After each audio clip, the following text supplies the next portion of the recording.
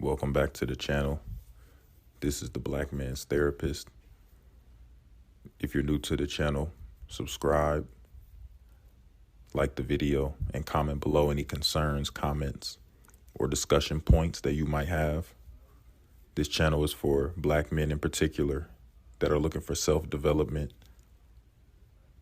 motivational speaking,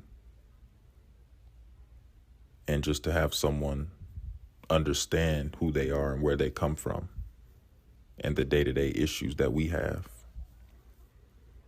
This video, the topic of discussion is, why do people hate on us? Why do they hate us? Well, the answer is simple.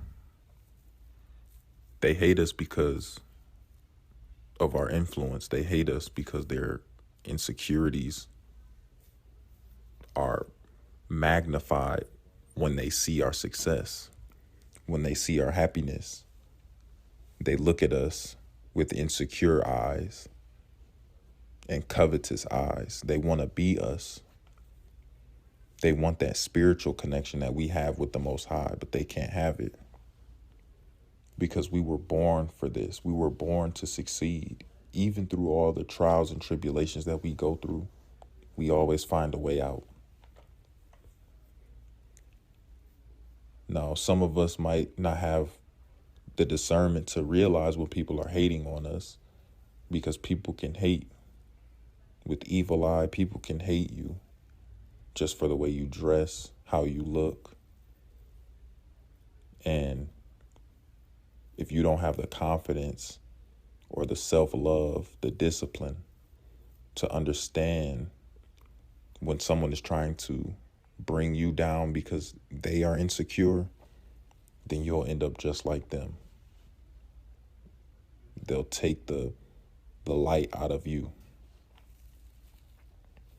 Being understanding of hate, having discernment is a key factor in realizing when someone is faking the funk, as some would say. See, for me, I'll give an example. Growing up, I was always, tall, dark, and handsome. So people would hate that. People would make comments and say that, oh, you should have been born a girl, or your eyelashes are long, you a pretty boy, things like that. But I always knew who I was. And sometimes, those comments got to me, and I would be a lie if I said that it didn't. But at a young age, it hurt more because I was just being myself. I didn't ask for the parents that I was given. I didn't ask for the genetics that I was given. I played basketball my whole life, and girls always enjoyed my company. And I wasn't the weirdo. I was, I respected everyone. I enjoyed everyone. But it was always a group of guys that hated me. And they weren't my friends, and I didn't hate them. But they always wanted to downplay what I was doing or downplay me to make me feel how they feel, unwanted or not handsome. But I never let it get to me because I grew up with a father that raised me to love myself and to understand that everyone's not going to like you. And I was perfectly fine with that. See, sometimes as a man, we have to learn to be alone. We have to learn to sit in a room of silence with our own thoughts and be comfortable with us. Be comfortable with ourselves in that room. We have to be able to look in the mirror and be accepting of what God created.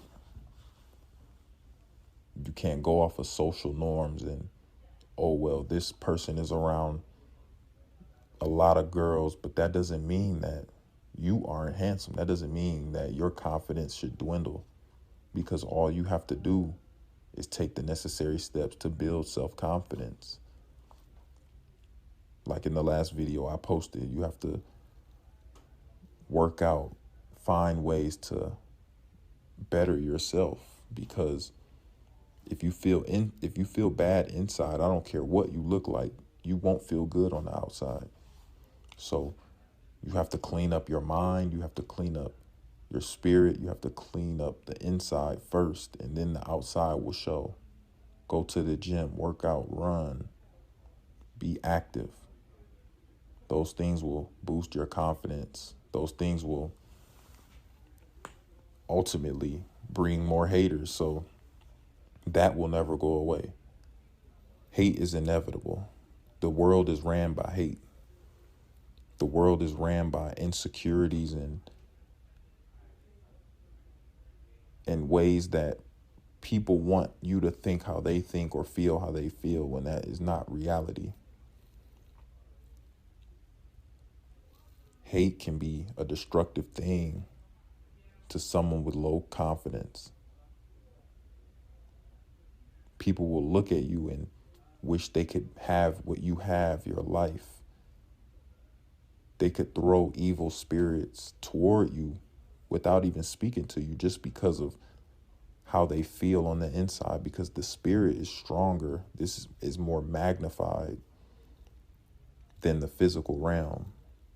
So things might happen to you and you might not understand why, but it could be someone that's hating deeply on the situation. You could be in a beautiful relationship. You could be a top 1%er, and people will always find a way to put themselves in your shoes, because you could be living their dream life. So that shows you that you have to be grateful for the situation that you're in. No matter what situation you're in, you have to be humble to a certain extent to not make people want to harm you, because you are,